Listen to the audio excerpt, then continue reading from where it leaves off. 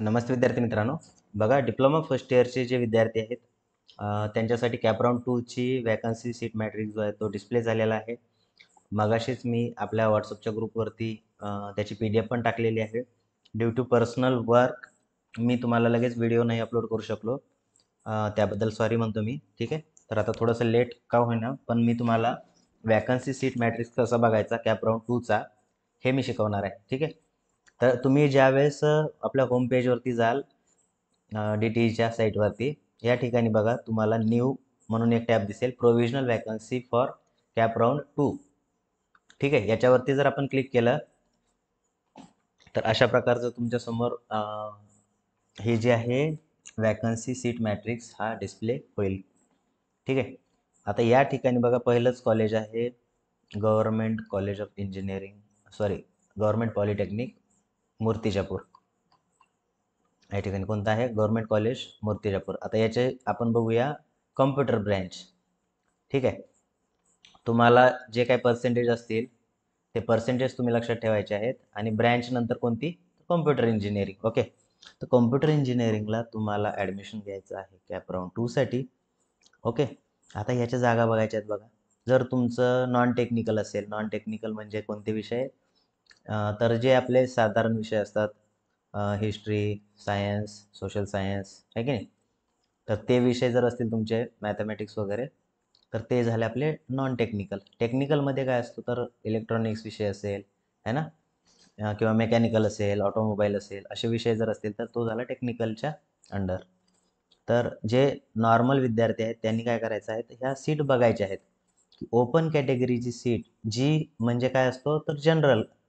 General म्हणजे मुलगा मुलगी दोन्ही पण याच्यामध्ये हे करू शकतात कॉम्पिटिशन. आता ओपनमध्येच यल कॅटेगरी दिसते बघा तुम्हाला. यल म्हणजे काय तर लेडीज. नॉन टेक्निकलमध्ये 2 जागा ज्या आहेत त्या लेडीजसाठी राखीव ठेवलेल्या आहेत. बरोबर. आणि जेंट्ससाठी किती आहे 1 जागा. म्हणजे ओपनसाठी टोटल किती जागा आहेत कॉम्प्युटरसाठी दिसते तुम्हाला समोर 2 आणि 1 3. किती जागा आहेत फक्त 3. ठीक आहे.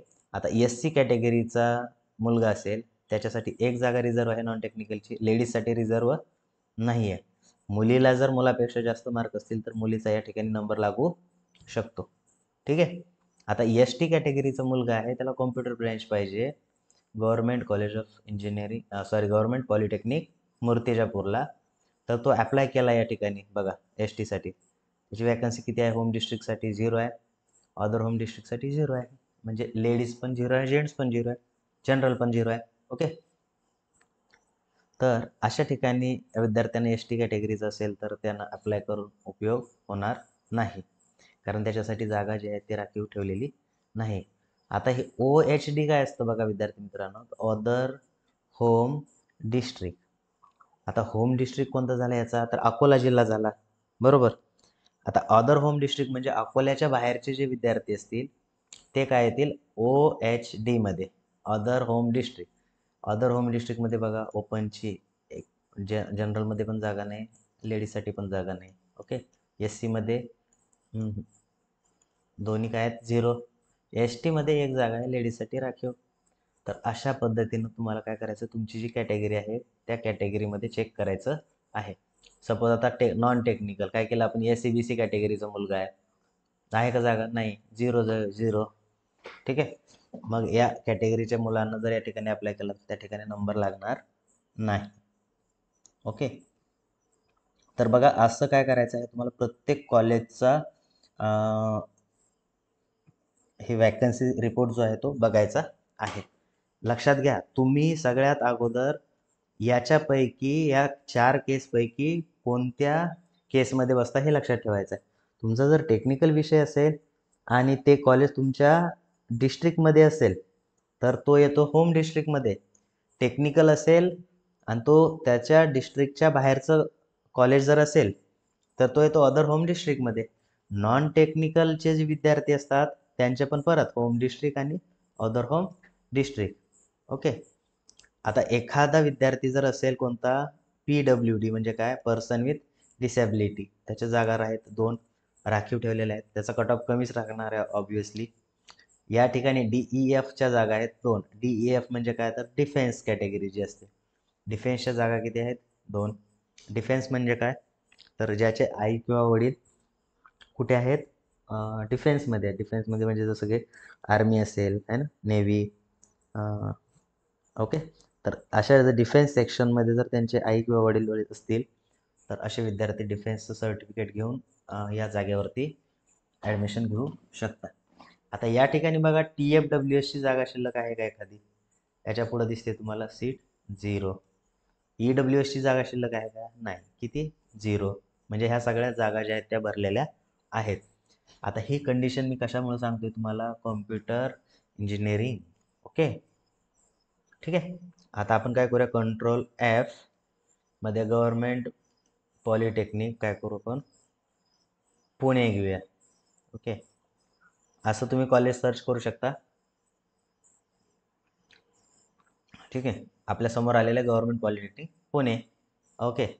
आता बघायचं आपल्याला की पुण्यामध्ये टोटल 20 सीट आहेत कॅपसाठी. ब्रँच कोणती? सिव्हिल. आता जागा ज्या शिल्लक आहेत त्या कशा आहेत बघा? नॉन टेक्निकलसाठी होम डिस्ट्रिक्टसाठी 4 आहेत, जनरल 1 आहे लेडीजसाठी, अदर होम डिस्ट्रिक्टसाठी 3 जागा ज्या ओपनमध्ये आहेत, 1 जागा लेडीजसाठी आहे. ओके. तर अशा पद्धतीनं तुम्हाला तुमची जी ब्रँच असेल, तुमचा जो कॅटेगरी असेल, त्यावरनं तुम्हाला तुमच्या कॉलेजेसचे नावं जे आहेत ते लिहून ठेवायचे आहेत. कच्ची काय म्हणतो आपण ऑप्शन फॉर्मची लिस्ट बनवायची आहे. ओके. आता तुम्ही लिस्ट बनवताना प्रत्येक कॉलेजचं नाव लिहायची गरज आहे का? नाही. तर तुम्ही चॉईस कोड पण लक्षात ठेवू शकता. चॉईस कोडवरनं तुम्ही एकाखाली एक लिहून घेतले तर ऑप्शन फॉर्म भरताना सोपं जातं. किंवा कॉलेजचं नाव लिहिलं त्याच्या पुढे ब्रँचचा प्रेफरन्स लिहिला तसंही चालतं. ओके. आता गव्हर्नमेंट पॉलिटेक्निक पुण्याचीच आपण दुसरी ब्रँच घेऊया, कॉम्प्युटर इंजिनिअरिंग. किती जागा आहे टोटल? 22. नॉन टेक्निकलच्या 4 जागा या वॅकंट आहेत ओपनसाठी, 1 जागा अदर होम डिस्ट्रिक्टसाठी, पण जनरल, आणि 2 जागा आहे लेडीजसाठी. अशा टोटल किती जागा आहेत? तर या ठिकाणी बघू शकता 22 जागा आहेत, है ना, कॅबच्या सीट. या ठिकाणी बघा TFWSची जागा एक खाली दिसते तुम्हाला, म्हणजे या ठिकाणी एक वॅकन्सी आहे. EWSची पण काय आहे? एक वॅकन्सी अवेलेबल आहे. आलं लक्षात? आता हे झालं तुमची वॅकन्सी बघितली तुम्ही. आता तुम्हाला काय करायचं आहे? कट ऑफ बघायचा आहे. कट ऑफ कसा बघणार? तर cut off list of cap round 2024-25 cap round 1ची म्हणजे मागच्या कॅप राऊंडची काय करायची? लिस्ट बघायची आहे. आता याच्यावरती क्लिक केला आपण कॅप राऊंड 1, तर ही तुमच्यासमोर काय आली? लिस्ट आली. ओके. आता या ठिकाणी आपण काय करूया? Government polytechnic Pune.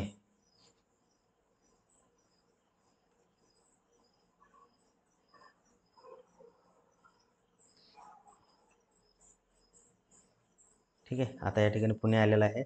Cut off check करा. नॉन टेक्निकलचा कट ऑफ किती होता? 85% ओपनसाठी. ओके. त्यानंतर डिस्ट्रिक्ट कोणता? डिस्ट्रिक्ट टेक्निकल विषयाचा कट ऑफ जो आहे तो 83 आहे. Non technical seat allotted to other than home डिस्ट्रिक्टसाठी 83.6. District technical seat allotted to other than home district. Other than home डिस्ट्रिक्टसाठी किती आहे? OBCचा 79. तर अशा प्रकारे तुम्हाला काय करायचं? प्रत्येक ब्रँचचा जो कट ऑफ असेल तो कट ऑफ चेक करायचा आहे. ठीक आहे. आता हे कॉम्प्युटरचं बघा. कॉम्प्युटरचा कट ऑफ किती गेला? ओपनचा 94. ओके. SCचा 91. कट ऑफला बघायचं काम नाही काही, आहे ना, कारण खूप कट ऑफ हाय गेलेला आहे. कट ऑफ जो आहे तो खूप हाय गेलेला आहे. याच्यावरनं तुम्हाला काय करायचे आहे? तुमची कच्ची लिस्ट बनवायची आहे कॉलेज आणि त्याची ब्रँच टाकून, आहे ना. त्याच्यानंतर तुम्हाला ऑप्शन फॉर्म भरायचा आहे. ऑप्शन फॉर्म उद्यापासून सुरू होत आहे, तर उद्याच ऑप्शन फॉर्म भरला पाहिजे असं नाही. गडबड बिलकुल करायची नाही. 2 दिवस तुम्ही घ्या, ऑप्शन फॉर्म प्रिपेअर करा. कोणतं ऑप्शन कधी टाकणार हे टोटल 300 ऑप्शन आपण टाकू शकतो. ठीक आहे. तर 300 ऑप्शन आपल्याला टाकायची परवानगी दिलेली आहे. 300 नाही, बट ॲटलिस्ट तुमच्या पर्सेंटेजवरनं मी म्हणतो 30 ते 40 कॉलेजेसचे नावं तरी तुम्ही टाकायला पाहिजे. येते लक्षात? आहे ना. तर कट ऑफ पण मी तुम्हाला सांगितलं आणि वॅकन्सी मॅट्रिक्स पण तुम्हाला कसं बघायचं ते सांगितलं. यावरनं तुम्हाला तुमच्या कॉलेजची लिस्ट बनवायची आहे. ठीक आहे. याच्या व्यतिरिक्त जर समजा एवढं होऊन पण तुम्हाला जर काही समजत नसेल की कट ऑफ कसा बघायचा, वॅकन्सी मॅट्रिक्स कसा बघायचा, आहे ना, तर तुम्ही आमची कन्सल्टन्सीची टीम आहे त्यांच्याशी कॉन्टॅक्ट करू शकता. ओके. या ठिकाणी तुमच्या समोर नंबर दिलेला आहे. या नंबरवरती व्हॉट्सअप मेसेज करायचा आहे रेडी फॉर कन्सल्टन्सी म्हणून. त्याची फीज जी आहे मी मॅडमला रिक्वेस्ट केली, त्यांनी मॅडमनं ठीक आहे म्हणे की फिक्स अमाऊंट एक ठेवलेली आहे, तेवढी अमाऊंट तुम्हाला लागेल 2,000 रुपये फक्त. ठीक आहे.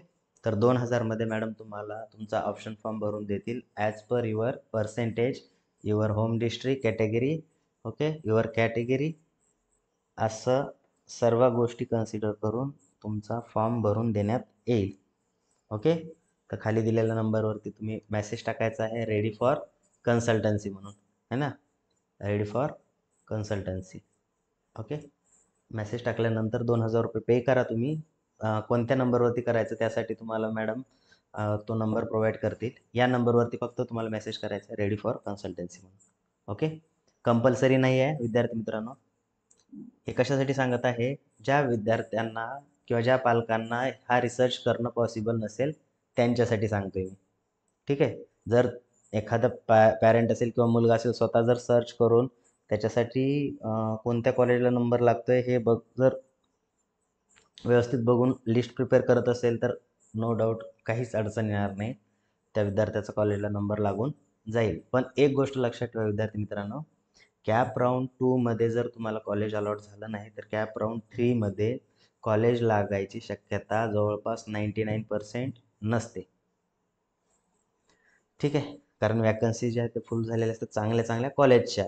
जर एखादं कॉलेज नवीन ओपनिंग असेल किंवा असंच जर असेल तर त्या ठिकाणी तुमचं ॲडमिशन जे आहे ते होऊ शकतं तशा ठिकाणी.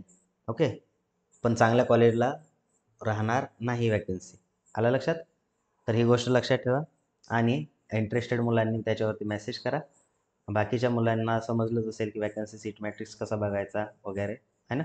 कंट्रोल एफ करून तुम्हाला जे कॉलेज पाहिजे, जी ब्रँच पाहिजे ते तुम्ही करू शकता. डायरीमध्ये व्यवस्थित नोट डाऊन करायचं. 1 नंबरला आपल्याला कोणतं कॉलेज टाकायचं आहे, 2 नंबरला कोणतं टाकायचं आहे.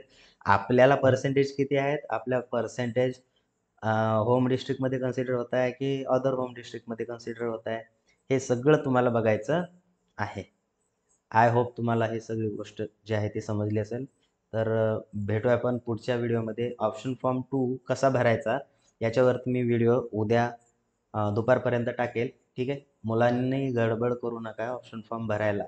उद्याच तारीख सुरू होणार आहे, तर उद्याच लगेच ऑप्शन फॉर्म भरला तर माझा पहिला नंबर लागेल, हा तुमच्या डोक्यातला कन्सेप्ट जो आहे तो काढून टाका. तुम्ही शेवटच्या दिवशी जरी ऑप्शन फॉर्म भरला तरी तुमचं कॉलेज सिलेक्शन जे आहे हे कसं होणार आहे, तर on the basis of merit. ठीक आहे. मेरिटच्या बेसिसवरतीच काय होणार आहे, तुमचं सिलेक्शन होणार आहे, रॅदर दॅन किंवा 1 नंबरला मी टाकलं किंवा एकच कॉलेज टाकलं तर माझं लागेल नंबर तिथं, असं काही नसतं. ठीक आहे.